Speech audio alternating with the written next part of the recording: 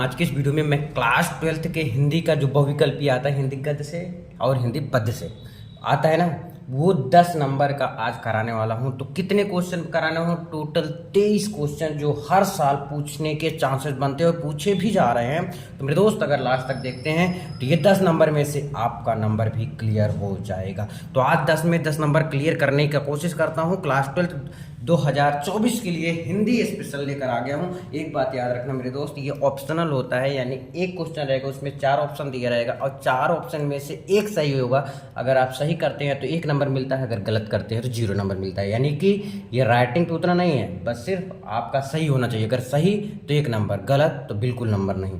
तो मेरे दोस्त इसको समझ जाइए और इसी के हिसाब से काम करते हैं, ठीक है। देखो, पहली चीज़ ये क्लास 12 हिंदी स्पेशल 2024 के लिए, कितने के लिए? 2024 के लिए 10 नंबर यहाँ से आपका पक्का कराने वाला हूँ आज। वेरी वेरी मोस्ट इंपॉर्टेंट, जो हर साल पूछा जा रहा है। अगर लास्ट तक आप देखते हैं, इसमें ट्रिक बताऊंगा लास्ट में याद करने का, ठीक है। क्योंकि अब की बार 100 में 100 लाना है हिंदी में। अगर लास्ट तक आपको देखना है तो मेरे दोस्त 10 नंबर क्लियर कर लेंगे, नहीं देखेंगे तो भाई कोई बात नहीं, है ना। ट्रिक भी साथ में बता दूंगा आपको, एग्जाम में आएगा, जी हाँ आएगा। तुरंत पढ़ लो, आज पढ़ लो, खत्म कर दो इसको, ठीक है ना। इसको आज पढ़ के खत्म कर दो। चलो अब चलता हूँ पहले में। देखो, ब्राह्मण पत्र के संपादक, ब्राह्मण पत्र के संपादक। अब देखो, ब्राह्मण पत्र के संपादक, यहाँ नाम से समझो तो ये ब्राह्मण खुद ही है, तो यानी ब्राह्मण पत्र के संपादक कौन होगा? मतलब ब्राह्मण ही होंगे भाई। ब्राह्मण पत्र लिखे हैं कोई, ठीक है। अब इसके संपादक कौन होगा? ब्राह्मण ही होंगे। तो 4 ऑप्शन रहेगा, 4 ऑप्शन में से एक ऑप्शन सही रहेगा। तो इसमें सही क्या रहेगा? प्रताप नारायण मिश्र। क्या रहेगा? प्रताप नारायण मिश्र। कौन सही है? प्रताप नारायण मिश्र सही है, ठीक है। अगला है आनंद कादम्बिनी के संपादक। क्या? आनंद कादम्बिनी। देखो, आनंद, आनंद यानी मजा, एक प्रकार समझ लो। आनंद कादम्बिनी के संपादक थे, कौन था? देखो, अब ये चीज पढ़िए, फिर देखिए आपके गांव में ये किसका नाम है, ठीक है। किसका नाम है खोजिए इसे। अब खोज लिए। अब इसके लेखक कौन है? बद्री नारायण चौधरी हैं। अब इसको आप लिखिए, अभी समझाता हूँ। नारायण चौधरी, इसको याद भी करते हुए चलिए आप लोग। तो बद्री नारायण चौधरी आपके गांव में होंगे, हैं कि नहीं बद्री नारायण? अगर नहीं है तो इसको लर्न कर लो, अगर हैं तब जान जाइए अच्छा बद्री नारायण चौधरी आनंद के कुछ हैं, आनंद के कुछ रिश्तेदार हैं। तो अगर आपको ऑप्शन मिलेगा कि आनंद कादम्बिनी के संपादक कौन है या कौन थे, तो आप बद्री नारायण बता देंगे झम से। उसमें ऑप्शन क्योंकि दिया रहेगा, है ना, तो थोड़ा आनंद पकड़ते ही आप जान जाएंगे कि बद्री नारायण चौधरी हैं, ठीक है। इस प्रकार से। और मेरे दोस्त ये तो बहुत ज़्यादा इंपॉर्टेंट है, बहुत बहुत बहुत ज़्यादा। रानी केतकी की कहानी के रचयिता कौन है? रानी केतकी की कहानी के रचयिता इंसा अल्लाह खां हैं। कौन है? इंसा अल्लाह खां। रानी केतकी की कहानी के रचयिता कौन है? इंसा अल्लाह खां हैं। देखो, रानी फिर इंसा, रानी इंसा केतकी अल्लाह। अब देखो, इसमें याद करने का, रानी केतकी की कहानी तो भैया आप समझ लेना इंसा है। अब इंसा से नाम किसी और का नहीं पड़ेगा, सिर्फ इंसा अल्लाह खां ही पड़ता है। क्या? रानी केतकी की कहानी क्या कहेंगे आप लोग? इंसा अल्लाह खां। नेक्स्ट है क्या भूलूं क्या याद करूं किस विधा की रचना है? क्या भूलूं क्या याद करूं। अब देखो, भूलूं फिर याद करूं, ये किस विधा की रचना है ये बोल रहा है। ये किसकी है? देखो पूछ रहे। अब भूलते कहाँ से है? दिमाग से। अब समझ लेना, आत्म से, आत्म से भूलेंगे। किससे? आत्म। तो इसका क्या हो जाएगा? आत्मकथा हो जाएगा। याद करने का सबसे बेस्ट तरीका है। क्या भूलूं क्या याद करूं किस विधा की रचना है? आत्मकथा विधा की रचना है, ठीक है। अगला है हिंदी का प्रथम यानी पहला जो मौलिक उपन्यास है वो क्या है? हिंदी का पहला। अब पहला मौलिक उपन्यास क्या है? अब देखो, इसको कैसे याद करेंगे? हिंदी का पहला मौलिक उपन्यास, ध्यान से समझिएगा। आप जब पढ़ाई कर लेते हो तो क्या देते हो? एग्जाम देते हो। तो पहला तुम्हारा मेन उद्देश्य क्या होता है? पढ़ने का, एग्जाम देना। हिंदी पढ़ने का मेन उद्देश्य क्या है? एग्जाम देना, ऐसे ही ना। तो समझ लीजिएगा, परीक्षा गुरु। कौन है? परीक्षा गुरु। याद करने का सबसे बेस्ट तरीका यही है मेरे दोस्त, ये कोई आपको पूरी यूट्यूब पे नहीं बताएगा। अगला है आवारा मसीहा। देखो, आवारा मसीहा के लेखक, आवारा किसे बोलते हैं? जो इधर उधर घूमता रहता है। तो आवारा मसीहा के लेखक कौन है? विष्णु जी हैं। कौन है? विष्णु। अब विष्णु कौन? भगवान है। विष्णु प्रभाकर। चलो, अब प्रभाकर भी आ गए, तो विष्णु प्रभाकर एक ही नाम है, ठीक है। आवारा मसीहा के लेखक कौन हो गए? विष्णु प्रभाकर जी हो गए। क्लियर हुआ क्या? कोई डाउट? अगर कोई डाउट होता तो कमेंट कर दीजिएगा, कमेंट तो खुला ही रहता है हमेशा, भर दीजिए उसको। रसज्ञ रंजन, रसज्ञ रंजन निबंध संग्रह के रचनाकार है। किसके? रसज्ञ रंजन निबंध संग्रह के रचनाकार है। बताइए कौन है? रसज्ञ रंजन। अब देखो नाम से रसज्ञ रंजन निबंध संग्रह के रचनाकार, यानी कि काफी बड़ा नाम है, काफी बड़ा नाम है, तो इसका भी बड़ा नाम होंगे जो लिखे होंगे। कौन लिखे थे? महावीर। कौन लिखे थे? महावीर प्रसाद द्विवेदी जी लिखे थे, महावीर प्रसाद द्विवेदी। याद करने का बेस्ट तरीका है, यही चीज़ है। काशी नागरी प्रचारणी सभा, जो काशी कहाँ है? बनारस में है, तो काशी नागरी प्रचारणी सभा के संस्थापक थे। कौन थे? बाबूजी थे। कौन थे? बाबूजी थे। अब ऐसे याद कर ले बाबू। अब बाबू से क्या होता है? बाबू अगर आएगा बस टिक कर देना, तो उसके बाद लिखा रहेगा क्या? बाबू श्याम सुंदर दास। श्याम सुंदर दास। कौन है? बाबू श्याम सुंदर दास। चिंता, अब देखो चिंतामणि। चिंता कब होता है? टेंशन कब होता है? चिंतामणि। देखो ध्यान से, चिंता जब आपको टेंशन होता है किसका नाम लेते हैं आप? भगवान का नाम लेते हैं। किसका नाम लेते हैं? भगवान का नाम लेते हैं। तो चिंतामणि के रचनाकार है, यानी चिंता जब होगा तभी आप भगवान के नाम लेंगे, तो यानी क्या हो जाएगा? रामचंद्र।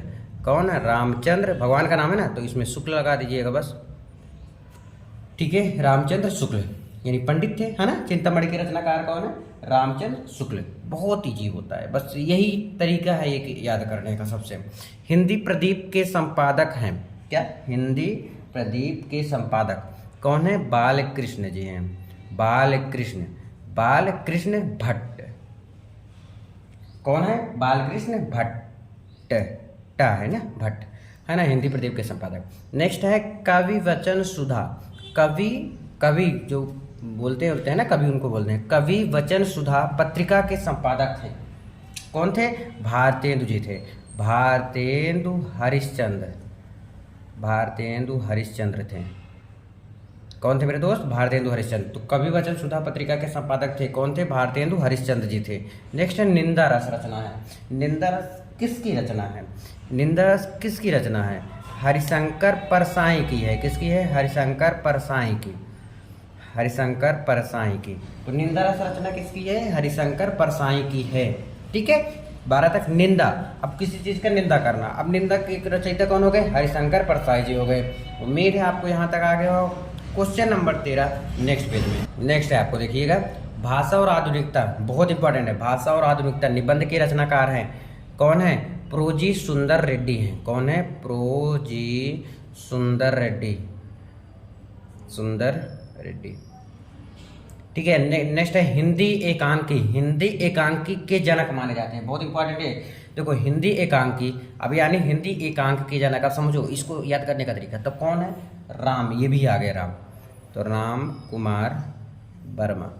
कौन है? राम कुमार वर्मा जी हैं। राम कुमार वर्मा क्या है? हिंदी एकांकी के जनक। प्रेमचंद्र का उपन्यास, ध्यान सुनिएगा, क्वेश्चन नंबर 15 है। प्रेमचंद्र किसका है? गोदान का है। किसका है? गोदान।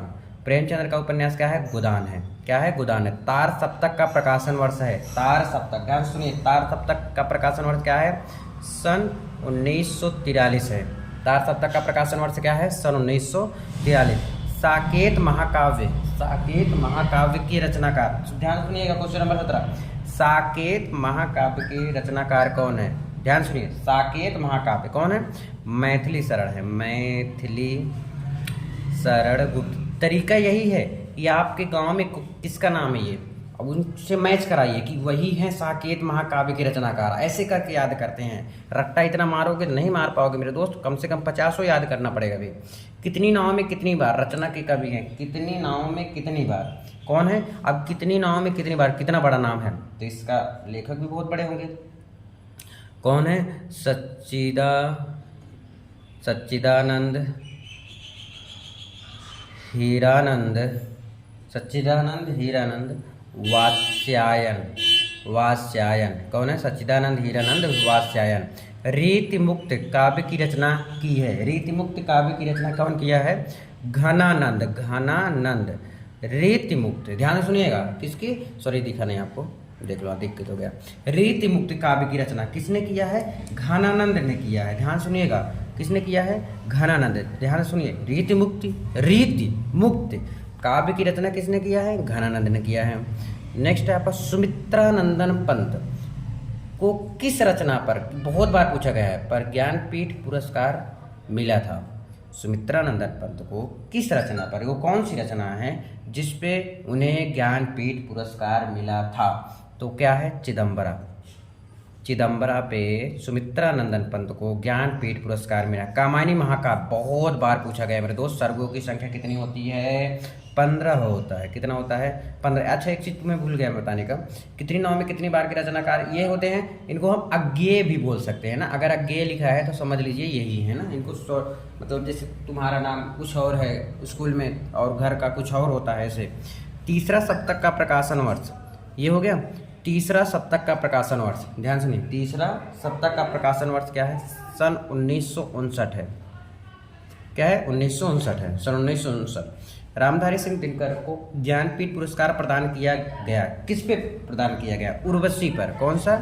उर्वशी पर रामधारी सिंह दिनकर को ज्ञानपीठ पुरस्कार प्राप्त किया गया था। आई होप आप लोग समझोगे। तो आज के लिए बस इतना ही रखता हूँ, मिलते हैं नेक्स्ट वीडियो में। कोई भी डाउट होता है प्लीज़ कमेंट कर दीजिएगा। Thank you so much.